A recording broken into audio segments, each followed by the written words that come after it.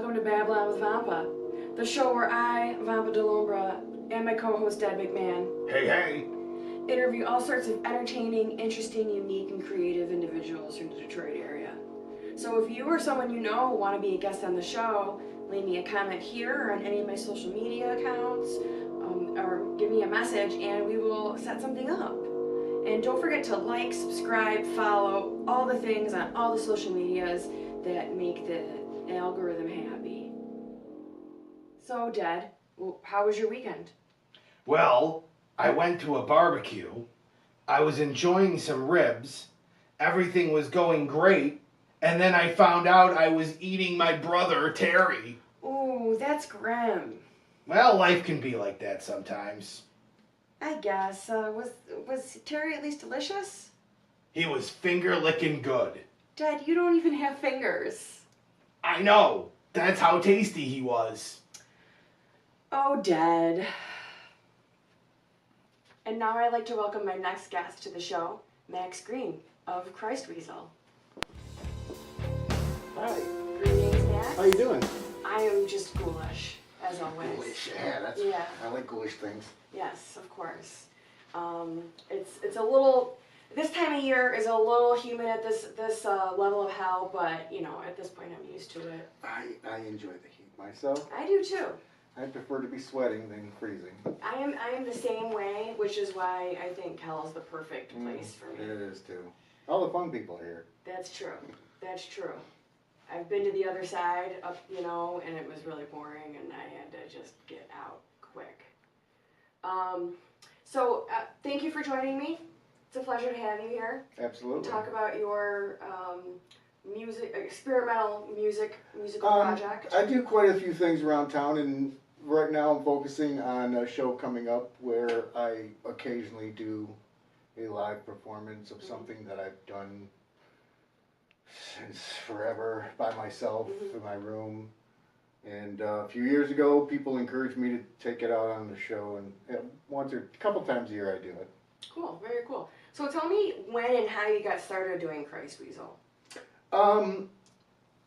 Back in the 90s, I was in bands. I've been doing art and music since I was young, 12, 13. I started playing guitar. And in the 90s, we would have garage bands. We never really played out at bars or anything. We didn't do any shows, but we would have garage things or basements and attics and hang out and just mess around with stuff. And one day I was messing around with a couple of tape decks, a 4-track, a 2-track, a bunch of other stuff, and I would record just everything. So then I would took like some of the weird accents, like the bass player got mad and threw his bass across the room. So I took the crying and looped it up. And one day was making I was on my 7th or 8th layer, so it was getting really crazy, going through echoes and everything, and I'm twisting knobs. And one of my friends was like, "Christ, he's weaseling the hell out of those knobs." And that just made me smile. I was like, yeah, it felt good, it was a good time. And then after that, it was like Christweasel, Christweasel, Christ. And at first it was 2 words. And eventually it just became 1 word. But that's how it was birthed. It has nothing to do with Jesus. It's got nothing to do with not knocking any religion. It's the expression Christ, not the person. Interesting. So that's very cool. Yeah. So how would you describe Christweasel for anyone who hasn't heard it? Well,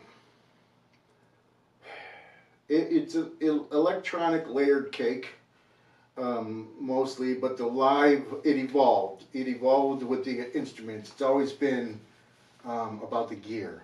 What gear I have is how complicated I can get and what type of song I can create with it. Like early on, I just had some basic tape decks and a cut and paste mix function on an old computer or something, so I would just take snippets and cut and paste and make little things and layer things up and stitch them together and make a full song. But now, for the live thing, that's different. Now I have samplers and like Ed Sheridan with his little looper machines, that gets up there and does his thing and all that. And I like him, by the way. He's badass. Who's that? Ed Sheridan, super pop guy. Oh wow, okay. Just plays super poppy songs on like Taylor Swift type area of music. But the dude's like covered in tats and he's like totally punk rock. But what he does is really cool with the layering thing. So I got a layering, and I can do sampling, and I can have my drum machine, and now with the mixer and everything, I can plug in everything. I can have a guitar, I can have a bass, I can have a drum machine, I can have whistles and wobblers and whatever, and I can literally make a pop song or a country song or a punk rock song or industrial. Mostly I do noisy industrial type stuff because it's electronic and noisy industrial. And live, I haven't seemed to do much like a traditional pop song or traditional rock and roll song or something like that live. I've done a couple like in the basement for like live streamings. They came out kind of like, there's one song called Sunshine that's kind of like just a jingle jangly. It just came out that way. But usually so far live, this coming up show you probably won't get that. It's going to be crazy. Yeah, is it gonna? So I've listened to a good portion of your catalog on Bandcamp to prepare for this. So is it going to be more like your most current stuff that even a cave weasel can do it? No, it'll probably be just before that, like the live the disco walls or the live at the New York, not New York, Brooklyn, over there behind Lager House. Okay. There's a live set, kind of more like that. Okay. I'm doing something a little different this show. I try to do something different every time. I have some new samples programmed in, some new drum moves programmed in. I have one karaoke style song I'm going to do because I want to try and form a post-punk new wave type synth pop band. Oh, cool. So it's like that kind of song. So I'm going to do that song just like kind of like, hey, if you want to do this with me, do it. And then it's going to be the usual, everything's made up after that. I got a couple pre-programmed beats because that's boring. Nobody wants to watch me sit there and go dee dee dee dee dee dee for an hour and a half just to get a 3-minute beat going, you know. Yeah. So I got a few of those pre-programmed and some new ones, and then what it is the upcoming show is called Solo Fest, and what it is people like me, which just one guy and some machines or instruments doing their thing. I have a straight up noise act that's just going to be crazy noise stuff. I don't know what he's going to do. Then I have Beatbox Jake, who does like the traditional 80s style. He gets his looper machine going, and then he just wails. I mean, the dude plays like Eddie Van Halen and shit. It's like, he just goes nuts. It's really good. He's got some good songs. He sings. He does all that. It's really good. And then Scum Queens is like an industrial one-man, what does he call himself? The gay something? I don't know what he calls himself, but it's catchy. I can't think of what he says either, but I follow him and I've seen him. Yeah, he's got a catchy catchphrase, really, although I'm failing. It must not be that catchy. No, it is really catchy. It's gay something. Anyways, I saw him. A few of these people that inspired me to do it. Okay. I was playing in a band called Death Cat, and we did a bunch of shows. And like every other show or a bunch of shows in a row, there was a single man band on the deal. Scum Queens, Yeti, Barbara Jean Machine, who are also on the bill. We'll get to them in a second. And so I was like, oh, okay, so he's on there, and then Barbara Jean's on there, and she does her one woman disco dance machine action with all her little array of buttons. And then Yeti is a little different. Now he plays the drums while he pushes his buttons and does his thing and sings and stuff. So it's going to be really cool. And then if all goes right, we're going to have an all-out freak out at the end where we all just go at the same time, just start pushing buttons and wailing and making noise and having a jam fest. That sounds like nothing I've ever been to be honest. Like in a very good way. And unique. That's not talking about the lights I have planned to set up or the artwork and the flashing statues and whiz bangs and twirlers. I have planned on setting up. Yeah, I plan on getting there really, really early and decking the place out and going all out for this and doing a... Where is this going to be and when?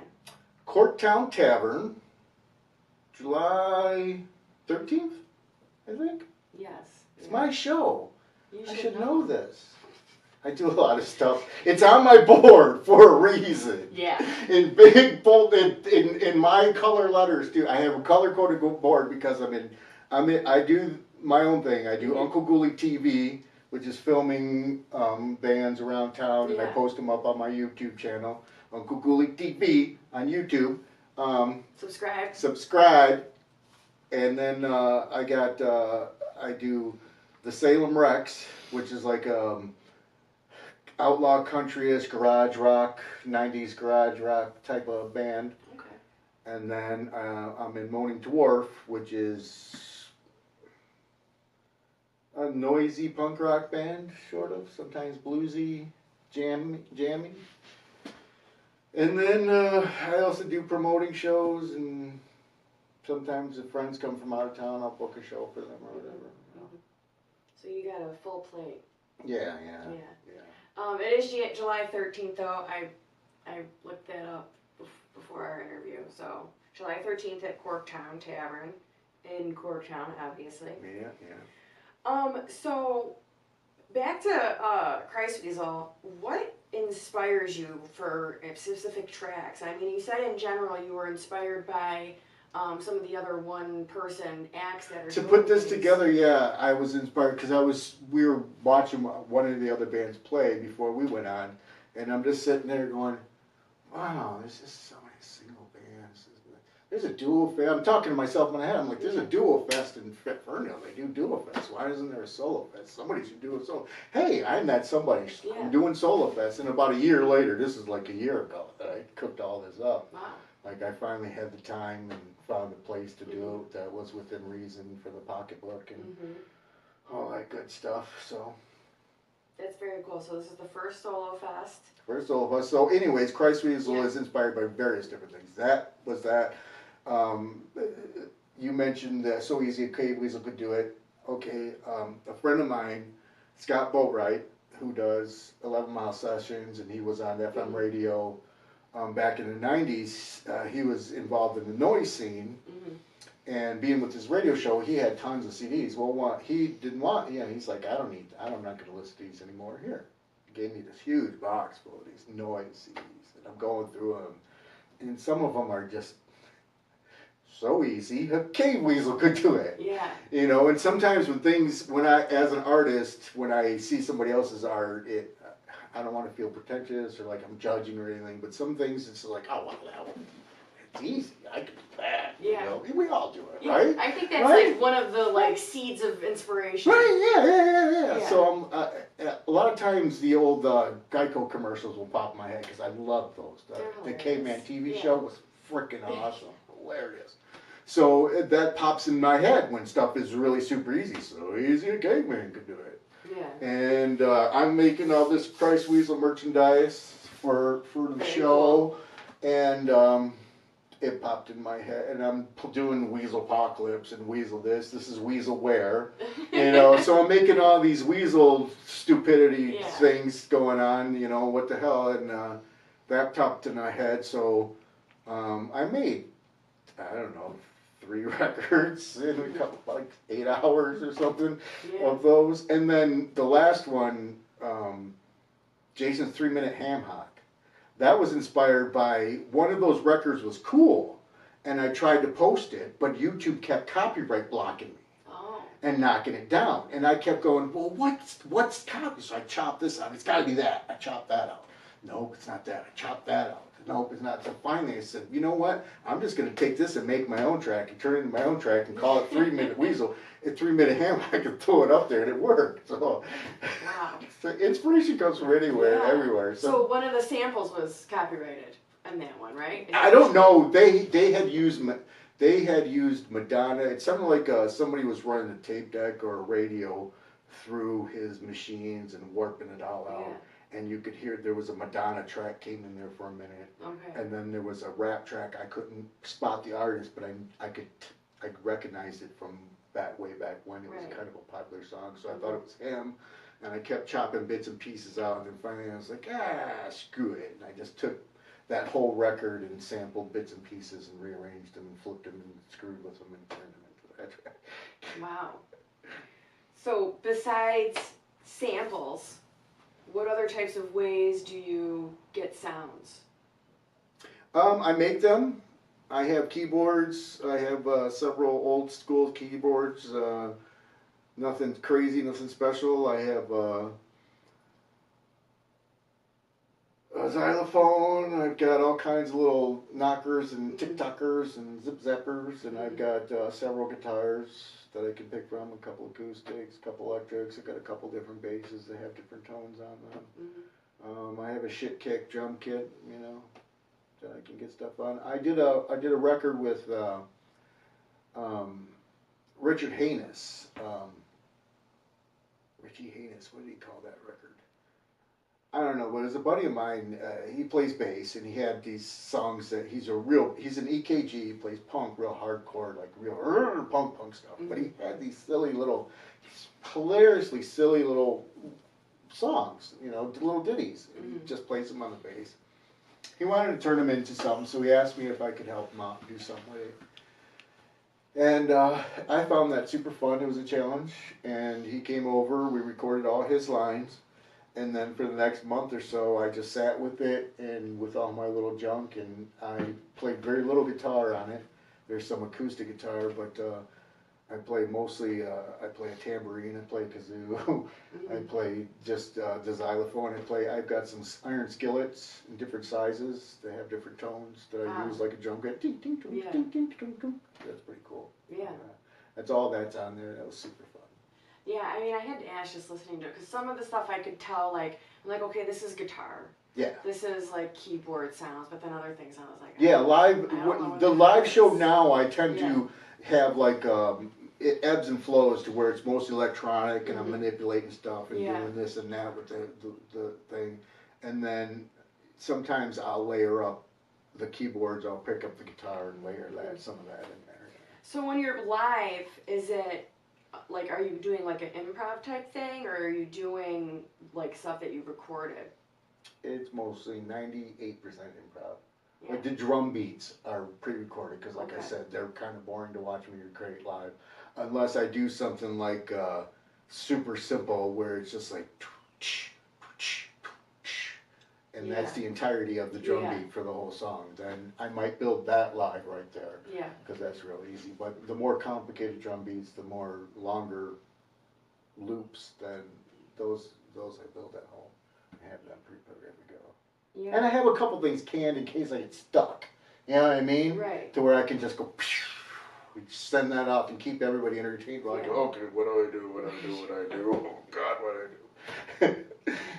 That's fun. Yeah. Do you find it's more, like, it's easy for you to do something, like, improvisational like that, or to be in a band where it's like, here's the song, and we learn the song, and we play this? Well, they both start in the same place. Yeah. You know, you're both of them basically are just making stuff up, where you take a riff and you work with it. I find it more challenging to write an actual song and learn it and play the same parts in the same spot every time it comes around.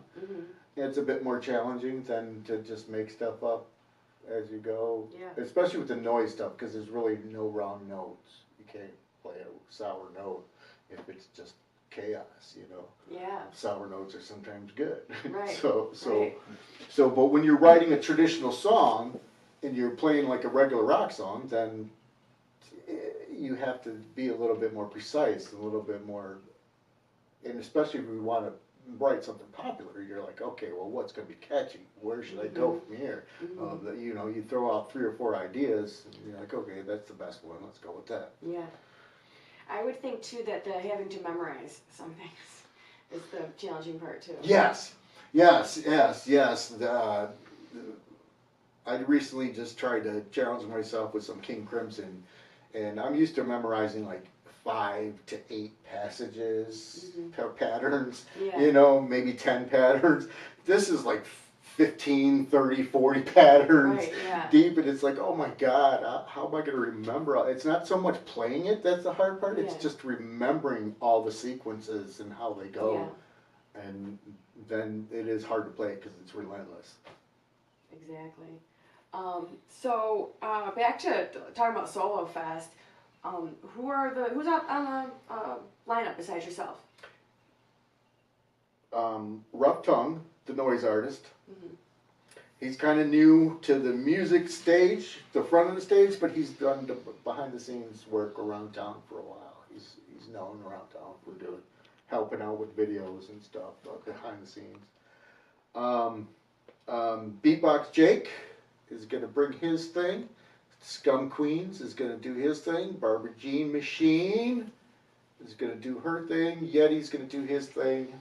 I'm going to do my thing, and then hopefully at the end we're going to do a jam out, old school, wild, go for it, freak out fest. That's going to be very interesting. That last. Yes. I've been in talks with the sound guy.